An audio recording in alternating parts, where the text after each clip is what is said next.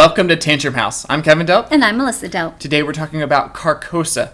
It's a 2 to 4 player game by One Free Elephant Games and it's on Kickstarter May 30th.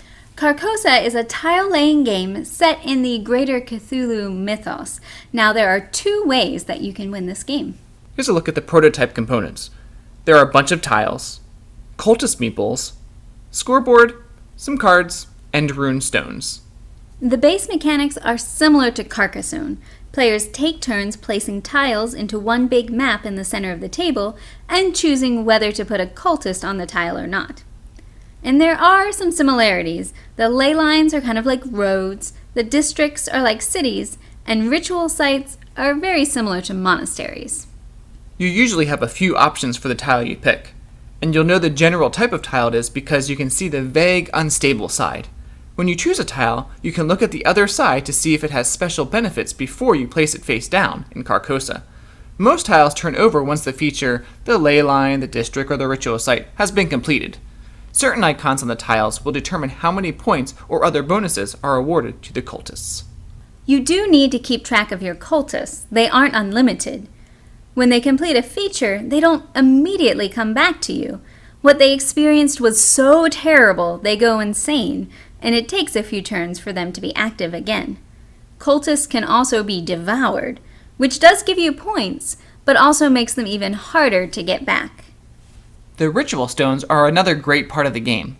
You can imbue them with the power by completing ley lines with one of your cultists on them. Each stone gives you a certain benefit, like adding more cultists, reordering a stack of tiles, healing cultists, and more.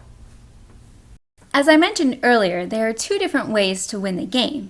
Either by having the most points when 2 tile stacks are depleted, or by completing a ritual to summon the king in yellow.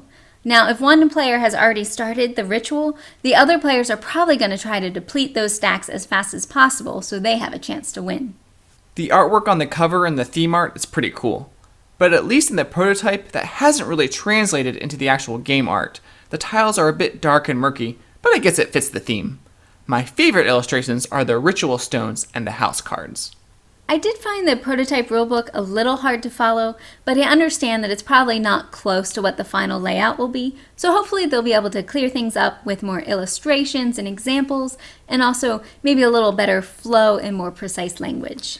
I like that the tiles that you draw aren't totally random. You get a few choices to help you make your decision. And you get to secretly look at the back of the tiles, which could give you more information during your gameplay.